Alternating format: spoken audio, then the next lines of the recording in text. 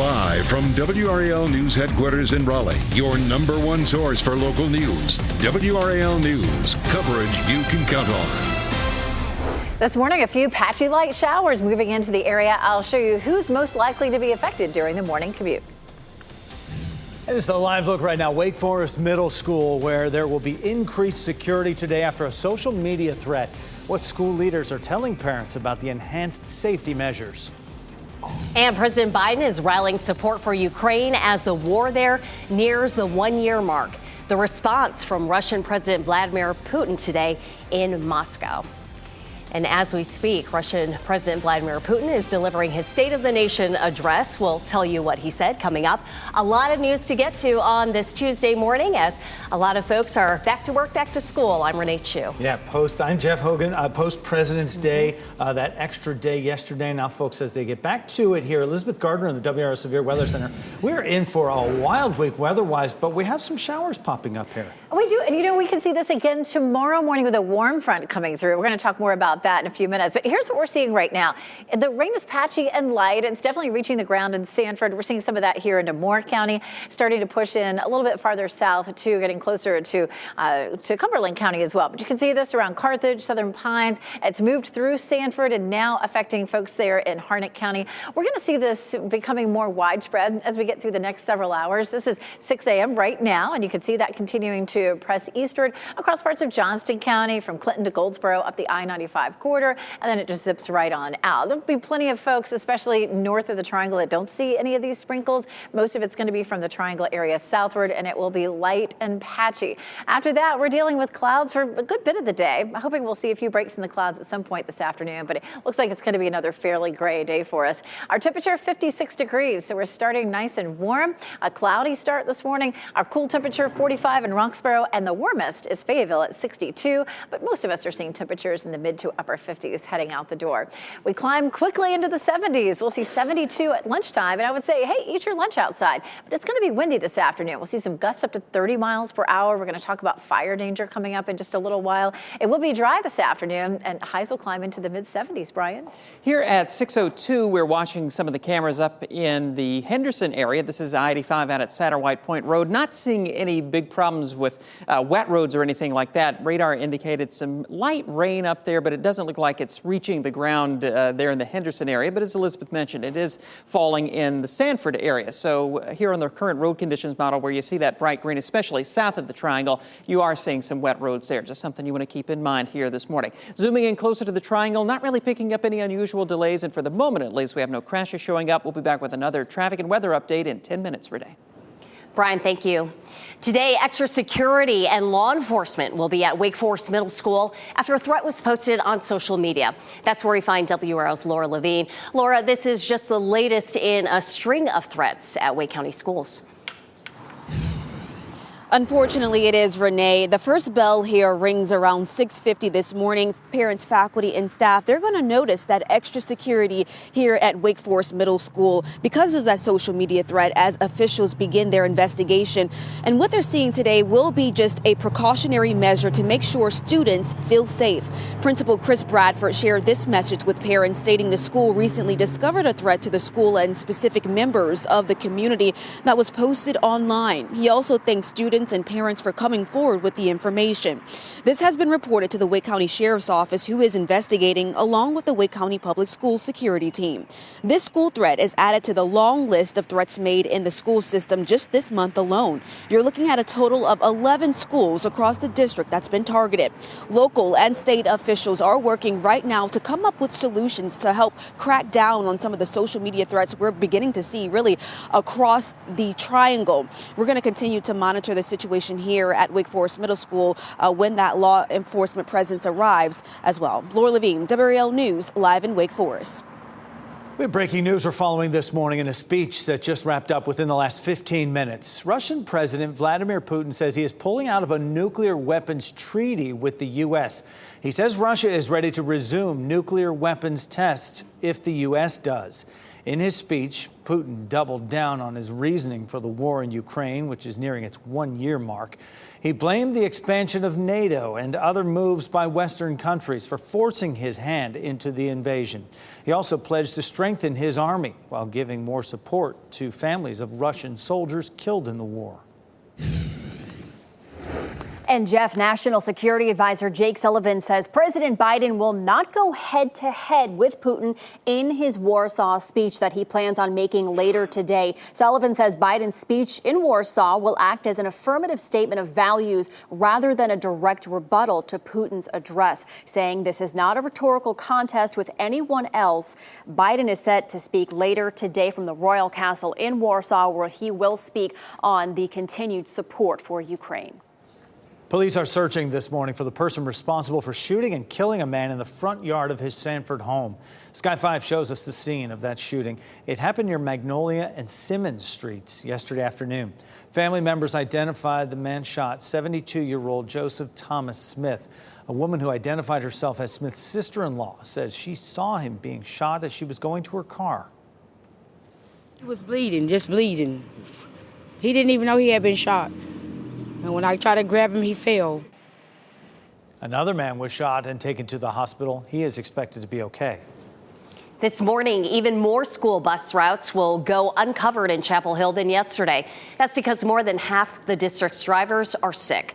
A majority have tested positive for COVID after an outbreak in the transportation building.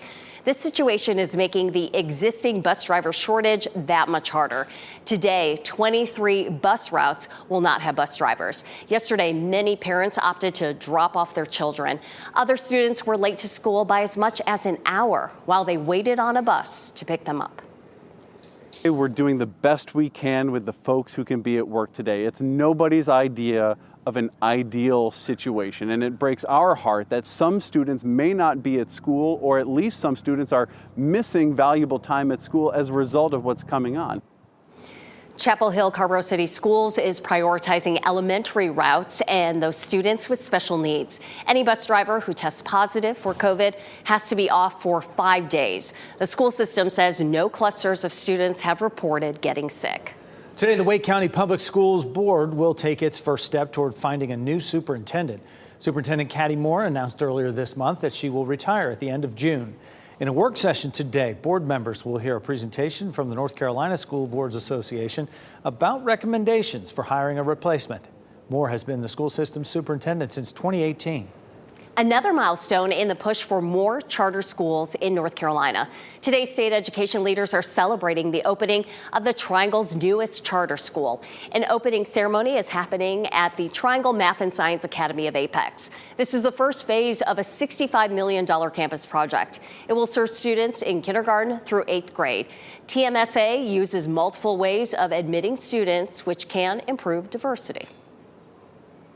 Some charter schools have become more diverse as they've adopted what are called weighted lotteries, which are basically lotteries of applicants that are designed around, we'll accept students that reflect the demographic of the county we're operating in.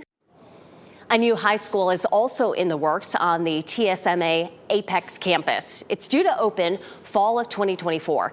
Coming up in our next half hour, WRAL's Nia Harden takes a closer look at the growth of charter schools in North Carolina. A man accused of carrying out sex crimes with a 7-year-old will remain in jail under a $1 million bond. That's the ruling from a judge for Kenneth Newcomer.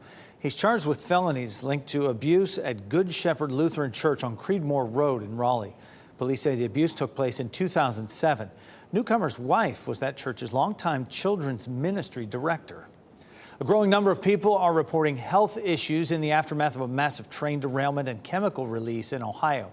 Today, the state will open a health clinic for those concerned that their symptoms are linked to the derailment. Teams from the CDC and the U.S. Department of Health will also be in the area this week. Many folks who live there say they're experiencing symptoms like nausea, headaches, and trouble breathing. I have lost my sense of smell and taste since then. Some respiratory issues. It's unclear what, if any, long-term health problems might arise from the train wreck or controlled release of vinyl chloride.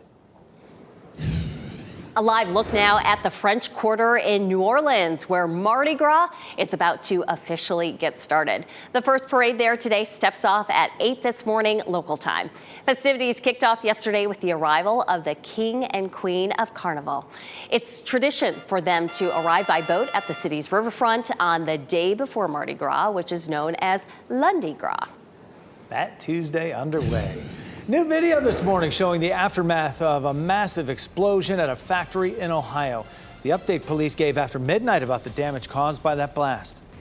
The sound of marching bands is the heartbeat of many HBCU campuses. A look at the important role these musicians play at their schools. Today, temperatures really climb, looking at 70s today and Thursday, that 85 degrees. I'll show you what records, not just one, but several that it could break coming up.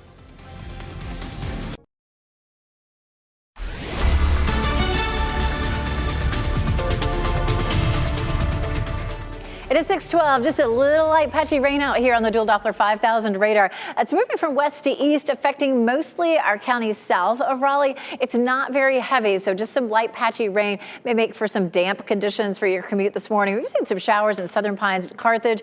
It's starting to move into Andrecoats, Dunn, just north of Fayetteville right now. It'll continue to be with us for about an hour or so. That's about it. We take a look at Sanford, and you can see there's a little bit of dampness on the roads, but it's not much. This shouldn't be a huge deal for your commute this morning.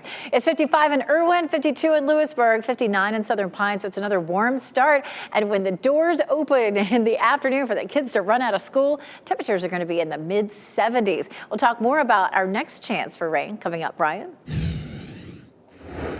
6:13 right now as we take a look at traffic around the Triangle. No crashes showing up right now in Durham County and also looking pretty good in Wake County as we check those major approaches into Raleigh. Live sensor data indicating about a 2-minute delay on 40 westbound right around the Clayton bypass area. But as usual, once you get up into Garner toward Business 70 and beyond, traffic looks fine through South and West Raleigh. Coming in from Knightdale, we're looking good on 87 southbound, and the ride out of Apex through Cary on US 1 northbound, all clear now all the way out toward I-40, Jeff. Thanks, Brian. New this morning, we have learned a massive explosion at a metals factory near Cleveland, Ohio, is now deadly. Police in the Cleveland suburb of Oakwood Village announced after midnight a 46-year-old maintenance worker died from his injuries. 12 other people were taken to the hospital. New video shows the smoke from that factory. Drivers could see it from the road. Investigators have not said what caused the explosion. Powerful enough, though, to scatter debris hundreds of feet away. Today, the son of disgraced South Carolina attorney Alec Murdaugh will take the stand in his father's double murder trial. The defense is calling Buster Murdaugh to testify, as well as an expert in reconstructing accidents. That expert will give a different perspective on how investigators handled the scene of the murders. Murdaugh is accused of killing his wife Margaret, their son Paul, in the days after Murdaugh was accused of fraud at his law firm. Secretary of State Antony Blinken is in Greece today, meeting with the country's foreign minister. Blinken praised Greece's response to the Russia-Ukraine war, saying Greece was one of the first countries to stand up to Russia and show support for Ukraine. Blinken had a private meeting with Greece's prime minister last night. Alec Baldwin will face downgraded charges when he appears in a courtroom for his role in a deadly shooting this Friday. Prosecutors in New Mexico reduced Baldwin's involuntary manslaughter charge. That would cut down on the time he could face in jail from 5 years to a maximum of 18 months.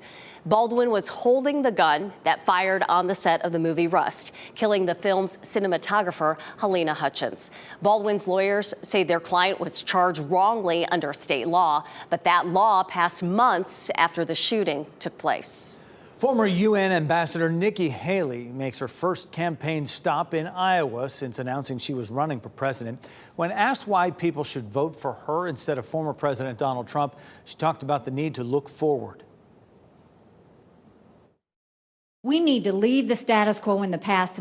We've got work to do. We've got to look forward. We've got to figure out what we're going to do for America. This is bigger than a person.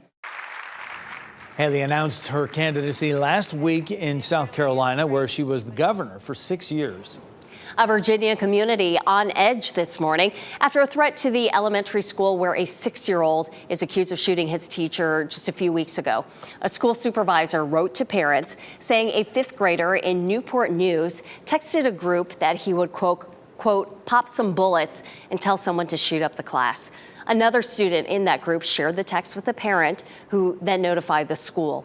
Police and school officials are investigating. Last month, a first-grade teacher at the same school was shot on campus. She is recovering. Coming up this morning on Today, a look at the impact of marching bands at historically black colleges and universities. As part of the new NBC series, Discover Black Heritage, Hoda Kotb profiles the talented musicians at Virginia State University as they compete in a Battle of the Bands competition. The band's director explains why HBCU marching bands are the heartbeat of their schools. We're the soundtrack of the university. When students go to class, they hear the drums outside sometimes playing. We are the biggest ambassadors for the university. Now, this morning on Today, the enduring culture and legacy of HBCU marching bands and the tight-knit family they form as they compete at the highest level. Today airs right after this newscast, 7 o'clock on WRAL. And while we're looking forward, how about this week's weather? Elizabeth Gardner in the WRAL Severe Weather Center with a look at what's ahead, including record-setting temperatures potentially.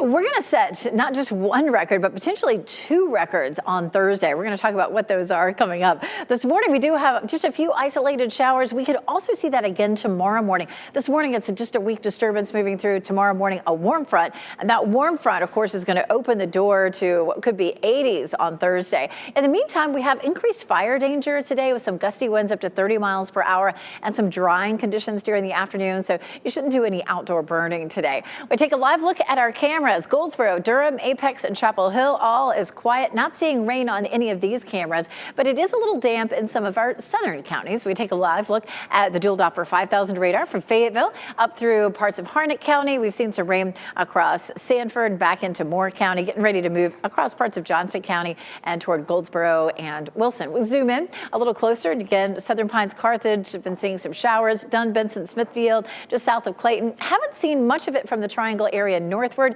We could see just a light patchy shower. We have this disturbance that's moving in across our area. It'll be quick moving through. It's going to be in and out and just bring us some very light patchy rain. As a matter of fact, very little of it will even measure in the rain gauges. Easily a few hundredths of an inch is about all we'll see. Here's a look at Futurecast. You can see those showers shifting toward Clinton, Goldsboro, and Wilson as we get through the next hour, and then just right on out of here. We check out Futurecast, and it's possible that we will see a few breaks in the clouds this afternoon. We have another front that'll swing through, and that will increase our winds as we get closer to that front. So that's why it's not a good idea to try to do any burning outside today. Tomorrow morning, warm front lifts through. This is 5 o'clock, and you can see, again, just a quick little sprinkle. That's out of here by 8 or 9. And then we're going to see some nice clearing. We get a surge of really warm air coming up from the south. Wednesday's highs will be in the upper 70s, and then that will get us all ready for some temperatures in the 80s on Thursday. Saturday will be our next best chance for rain. This is Saturday at 5 a.m. We're going to start on the dry side. As the morning wears on, we'll see an increasing chance for rain. It should be fairly widespread by lunchtime. Rain on and off through the afternoon, some of that fairly steady, and then it tapers off overnight, and Sunday looks drier. Now, Saturday will be chilly with that rain, but then Sunday looks like it'll be warmer. So a small chance this morning and tomorrow morning, looking at a 50% chance of rain in the afternoon. If you do have plans to be outside Saturday, keep checking back, as sometimes we tweak the timing of those showers, but that's what it looks like for now. The weekend is not a washout. We'll see a warm day on Sunday with a high of 70, Brian. It is 6:20 right now. Going to head up to North Raleigh for a live look at that camera at Lewisburg Road at 540. All dry here, and you see the traffic looks fine. No delays coming in from Rollsville right now, and 540 westbound looks fine, heading away from Lewisburg Road through Capitol all the way out toward the airport. Taking a look around the Triangle, just checked in with Raleigh 911. No crashes reported anywhere in Wake County. We're looking good on major routes in Durham. Just our usual backups coming in on 40 westbound right around the Clayton bypass. I want to give you a heads up about some railroad work that's going to cause some problems in Butner today. At some point this morning, they're planning to close the railroad crossing there at Gate 2 Road and Central Avenue to repair that badly deteriorated crossing, and they're hoping to have it open by tomorrow. In the meantime, expect a detour there using Highway 56. Brian, thanks. A popular baby formula brand facing a recall because of a possible health risk. What you need to check on the label to see if the can may be contaminated. And tens of thousands more fans get their chance to enjoy outdoor hockey at Carter Finley Stadium. The show teams from NC State and UNC put on for them under the lights. Here's a look at your winning lottery numbers. We'll be right back.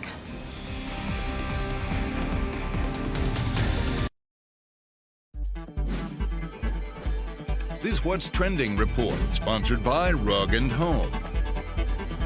An Oscar-winning actress from here in the Triangle is dealing with some social media criticism. Hey, Brian Schrader here now with What's Trending this morning, Brian. Indeed, Ariana DeBose deactivated her Twitter account yesterday amid negative response to her performance at the BAFTA Awards on Sunday. She rapped about all of the women nominated for awards at the show. The lyric, quote, "Angela Bassett did the thing," end quote, drew the most comments and spawned the most memes. So Ariana did the opening number, and I guess people on Twitter just felt it was painful to watch. But the awards producer said, look, Ariana, worked really hard on it, came up with the whole thing, worked closely with their whole team, and thought she didn't deserve all that vitriol. But people on Twitter are going to hate. That they will. They do. I guess I'll have to find out what the thing was that Angela Bassett did. This video of former Duke star Kyrie Irving and his new teammate Luka Doncic making basketball fans smile. Doncic did the made you look thing to Irving on the sideline during the NBA's All-Star weekend, and check out his response when he realized what had happened. That's just the oldest trick in the book, right? Kyrie Irving just got traded to the Mavericks. Okay, so these two are brand new teammates, and this is the All-Star game weekend, so it's just fun and games right now. But Mavericks fans should be pretty happy about the way they're getting along, because that's a pretty good sign right there. Oldest trick in the book? Yeah, I feel like that would totally be a Jeff Hogan thing. Jeff Hogan, I feel like maybe. Brian, thank you. Right, thanks. Crews saved a dog overnight that was stuck in a hole in his family's backyard in Maryland. Fire crews were called to the scene around 9 last night to rescue the animal. According to authorities, the 13-year-old dog named Sammy was walking in the backyard when he fell into a construction hole and got stuck. Sammy was reunited with his family a few hours later. We have a recall to tell you about involving a popular baby formula. Enfamil says it's voluntarily recalling 2 batches of its Pro Sobi formula. The company says this is because bacteria may have contaminated the formula. The recall affects 145,000 cans. So far, there is no evidence that the bacteria made its way into the formula, and there are so far no reports of anyone getting sick. The formula was made between August and September. It's set to expire March 1st of next year. One local school will have extra security today after a social media threat targeted the school. We're live in Wake Forest with a look at how leaders here are handling the situation. A new school opening for a charter in Wake County. Coming up, we're going to tell you who will be visiting and tell you why we're seeing more pop up. A little bit of light, patchy rain rolling into the viewing area this morning. You can see a few sprinkles here on the camera lens in Pinehurst. I'll show you who will be affected during the morning commute.